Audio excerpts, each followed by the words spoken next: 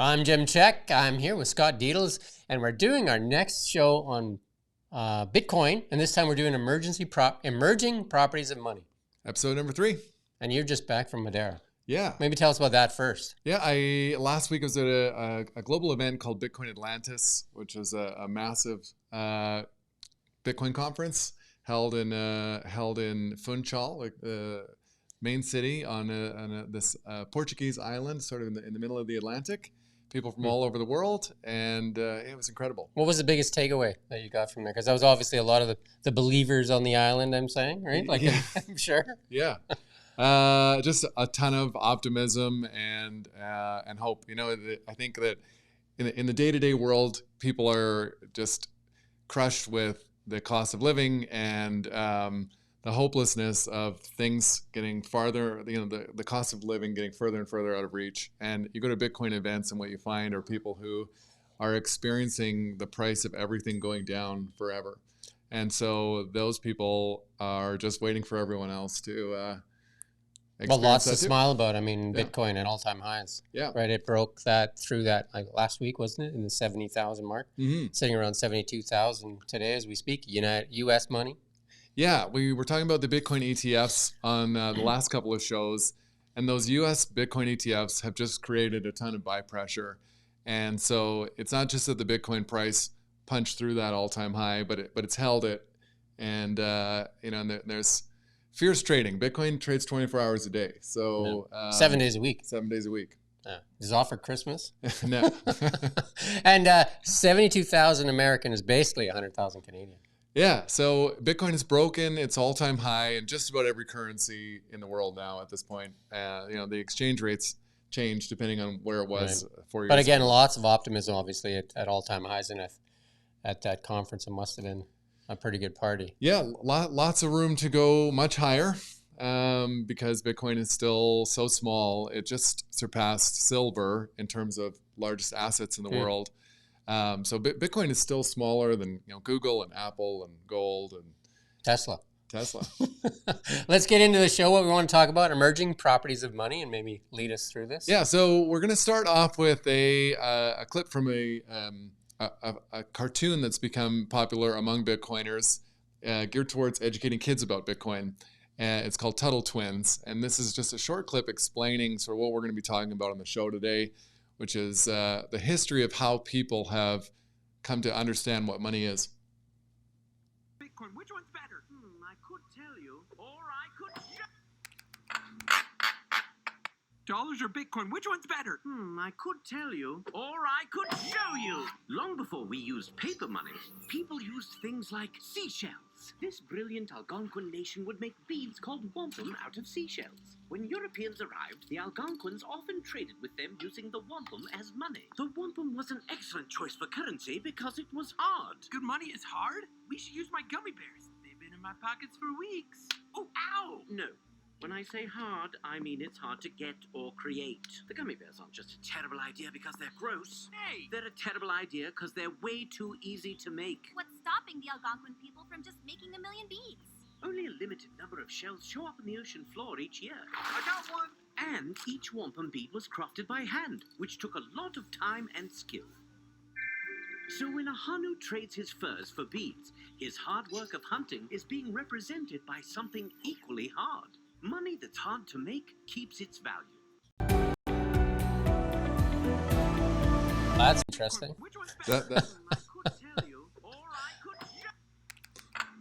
Jason's having some technical difficulties there.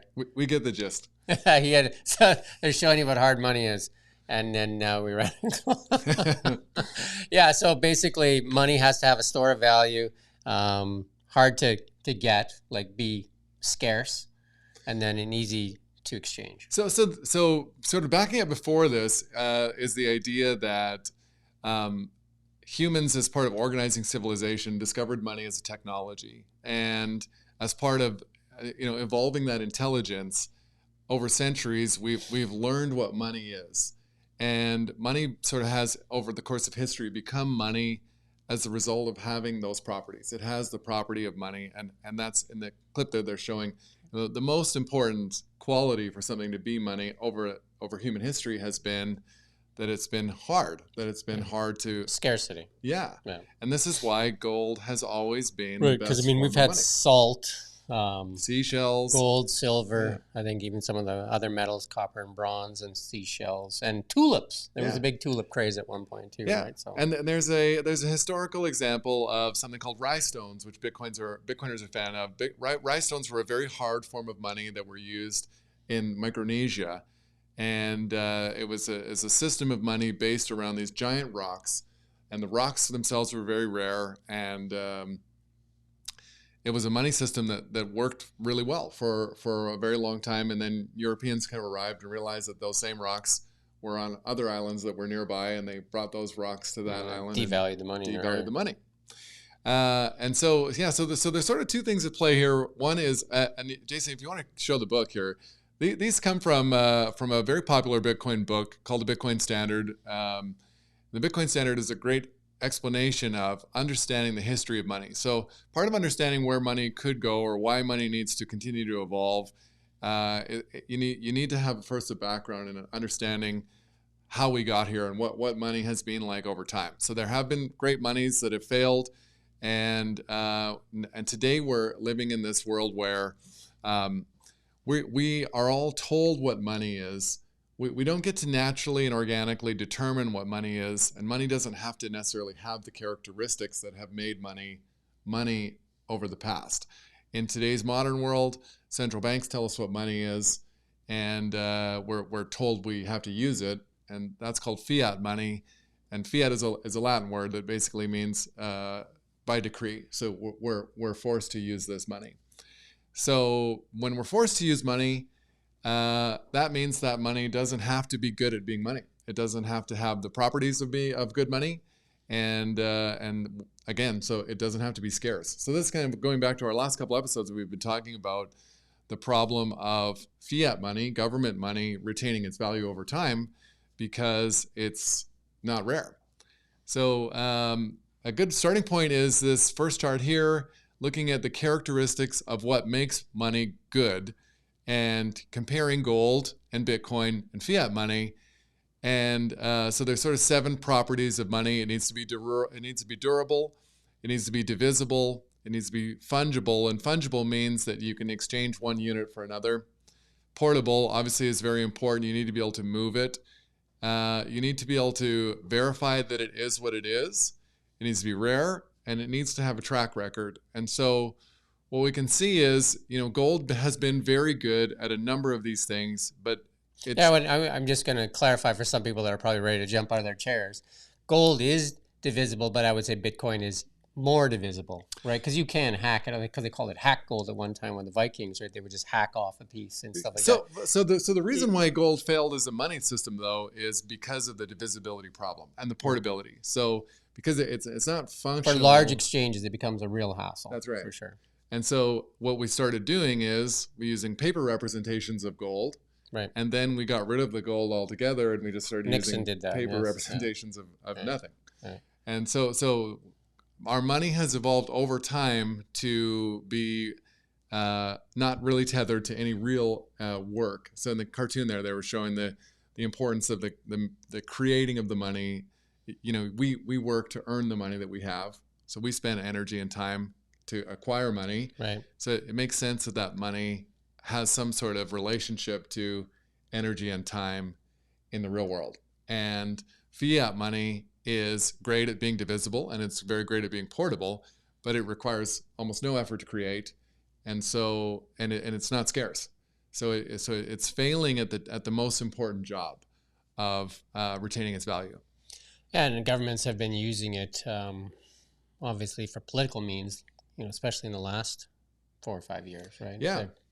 They've turned on those printing presses like crazy. Yeah. And, so our money gets collected, we pay taxes, but the money that goes overseas in aid is created out of thin air. Mm-hmm.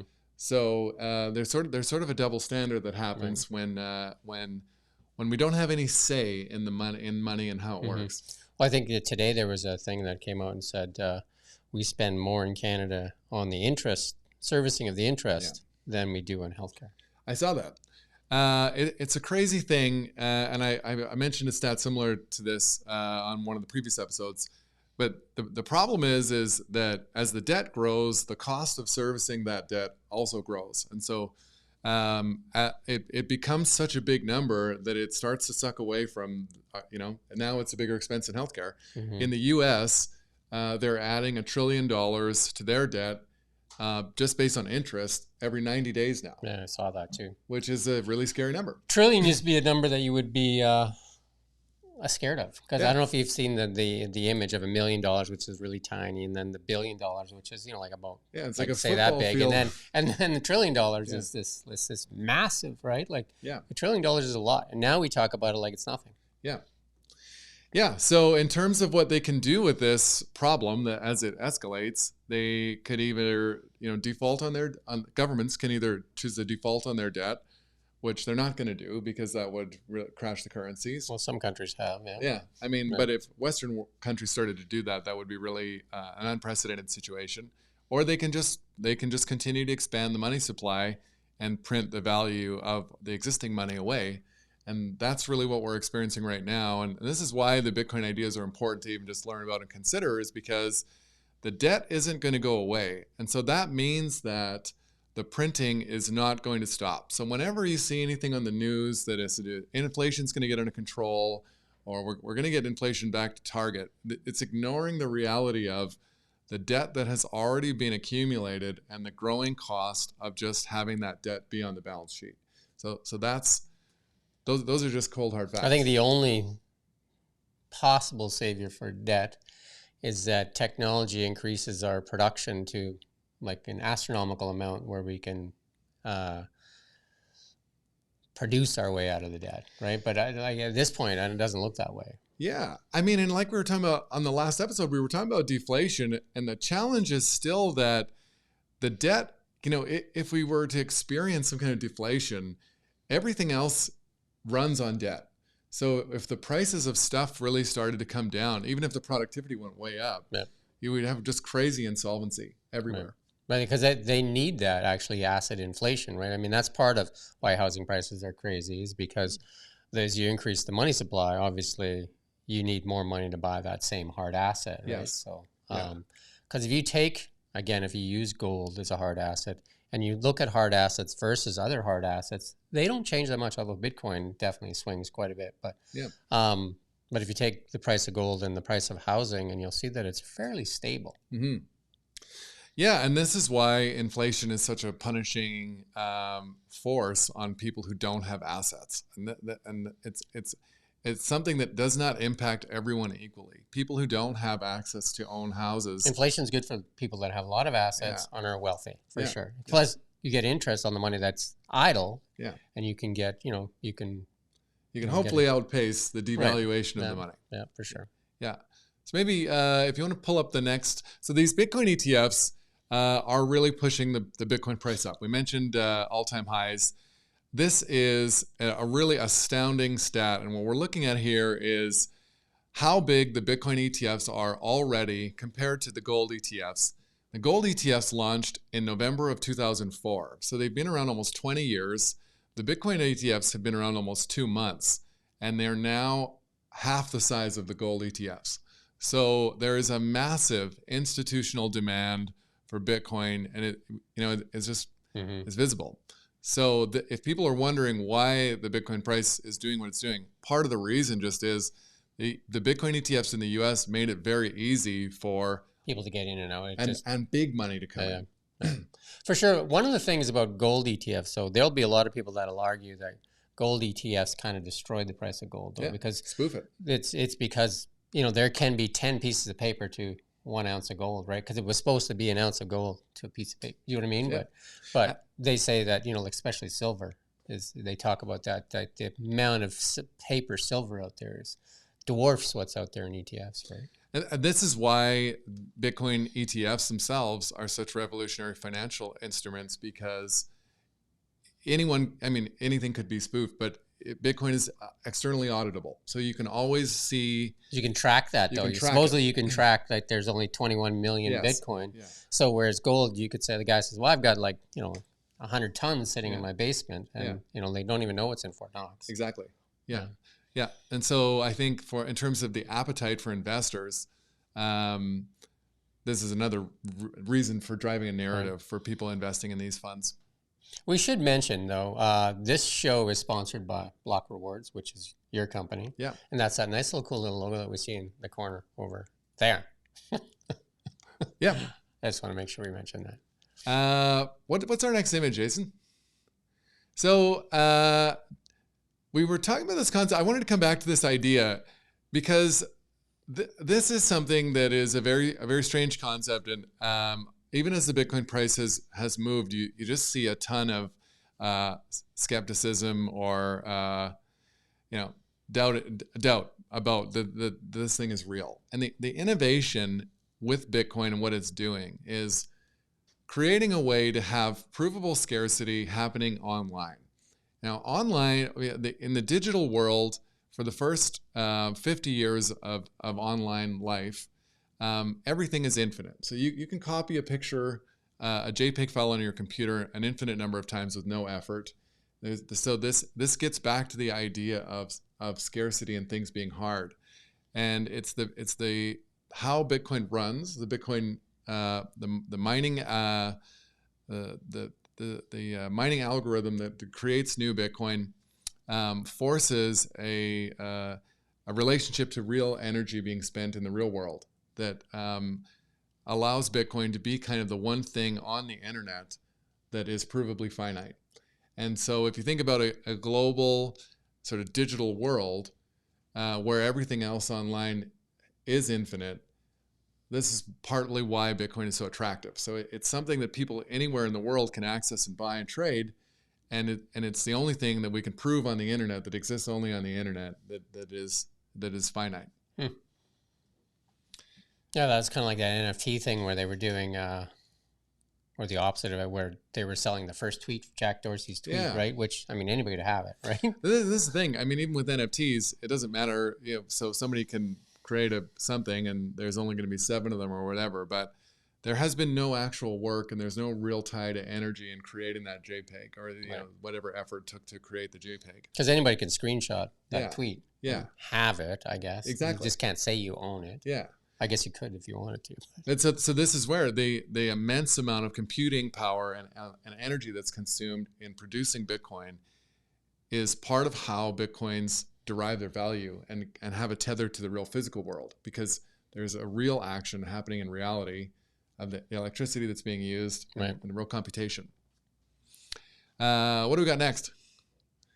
So this is kind of, you call it the MasterCard slide. It looks like a MasterCard slide. Yeah. The overlapping, there was, I get lots of comments all the time around, and there was a comment yesterday that if something looks too good to be true, it has to be too good to be true. They're going to try to take it. Governments are going to try to stop it. Well, Jamie Dimon still says that. Yeah. Jamie Dimon came out just a couple of days ago and said Bitcoin has a value of 0 and the governments will shut it down eventually. Yeah. And this is these kinds of objections to Bitcoin ignore important aspects of both how the history of money works, and we, Bitcoiners learn this reading books like the Bitcoin Standard.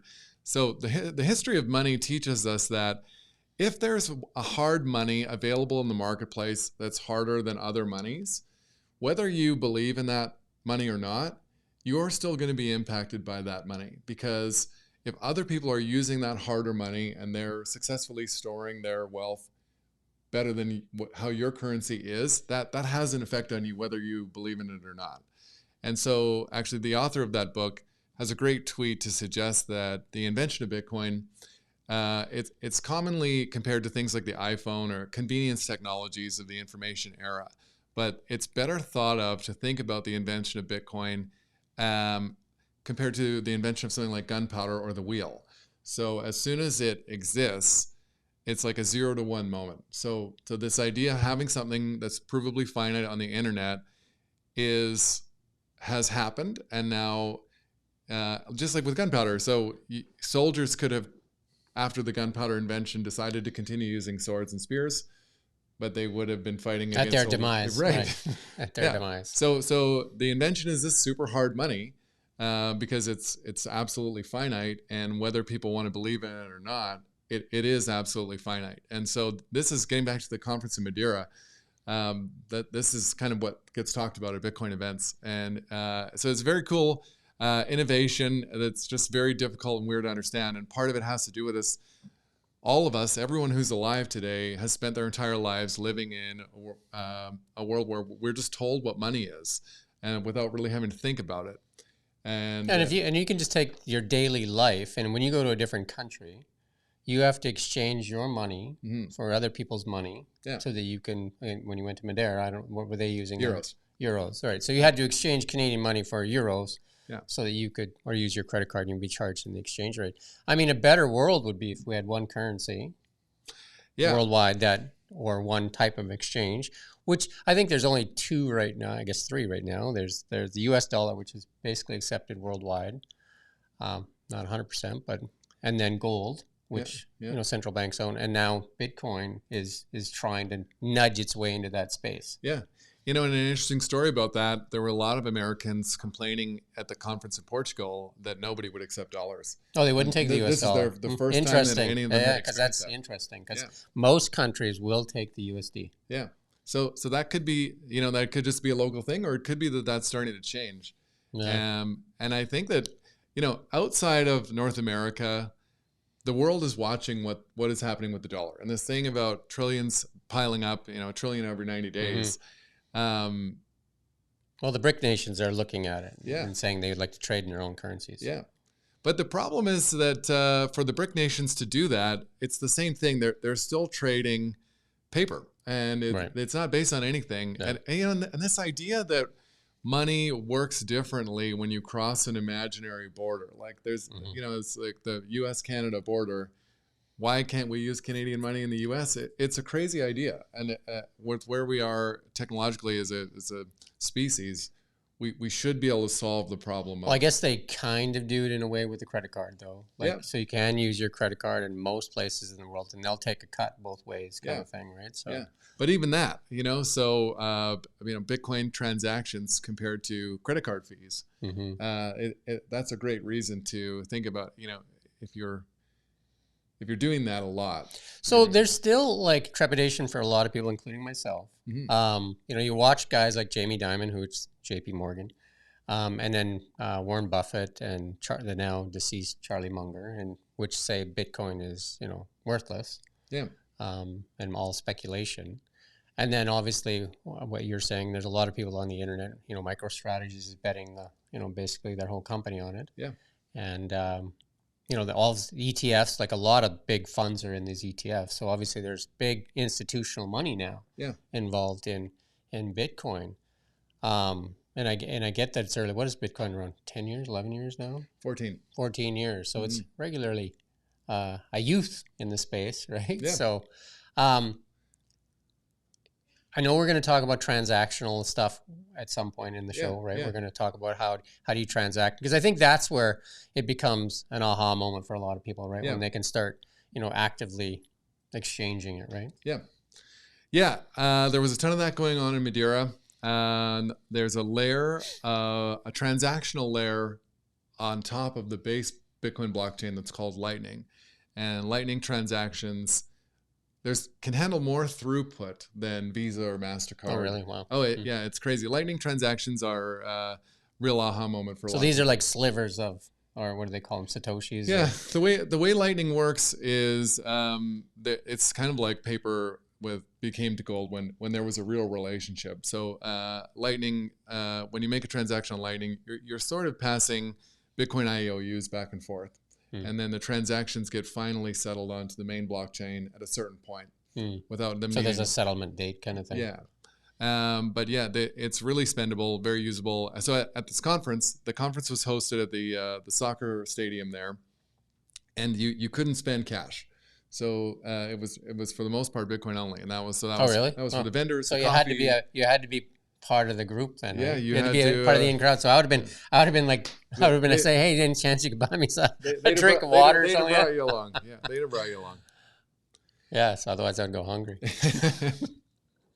What's our next image there? Oh, okay. So this The is NASDAQ in Bitcoin? This is everything priced in Bitcoin, and it's Whoa. something we were talking about last time. But this is the thing: when something is outperforming everything else at the rate that Bitcoin is, if you use that thing as a unit of account instead of looking at the price of it in dollars. What's the time frame we're looking at? This just 2024, or what is our time frame? No, I think this is since 2017. 2017. Okay. So just about everything in the world that you could possibly buy has lost like 99% of its NVIDIA value. too?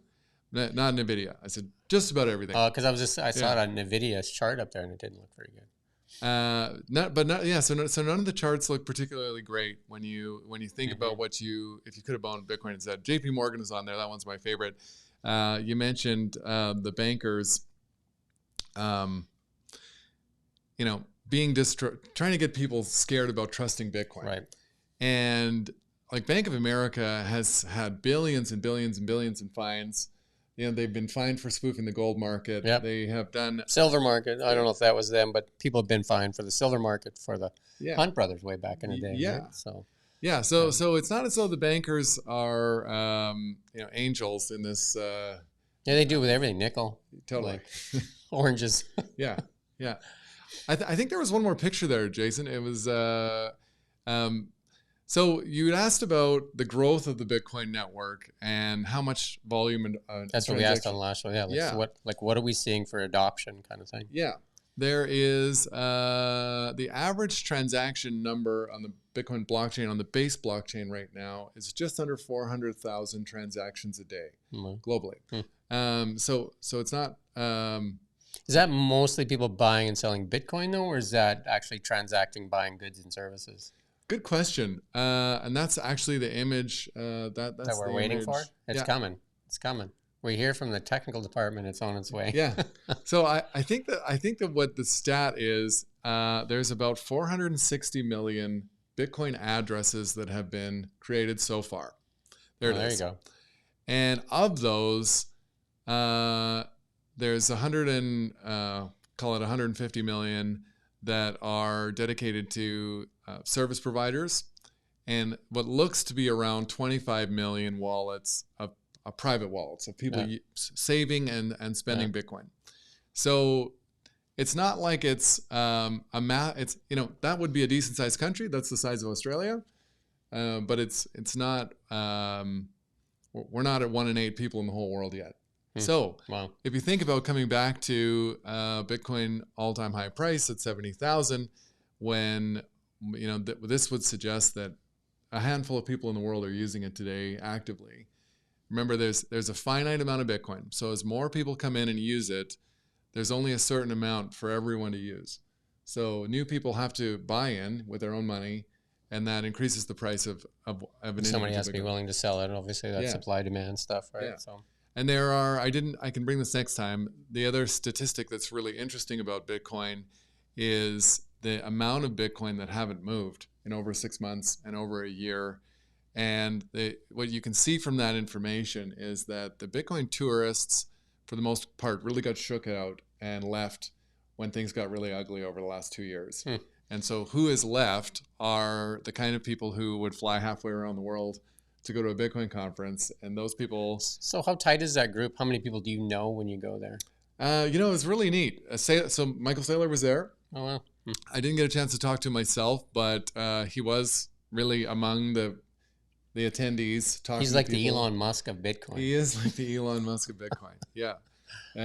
Jeff Booth, who I was talking about on one of the, maybe in our first episode. Jeff was the guest on my podcast episode this week. That launched today.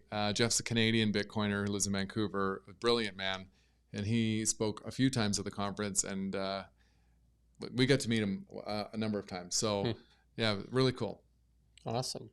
Anything else in this show, or we want to talk about what we're going to do next time? Yeah, maybe next time we could probably do a special on the Lightning Network. And because that's the part that I'm most interested in is how do we transact? Like if I take the plunge and buy some Bitcoin, how can I use it in my daily life? Sure. I think that'd be interesting for a lot of people. And with that said, thank you for watching Kelowna Now.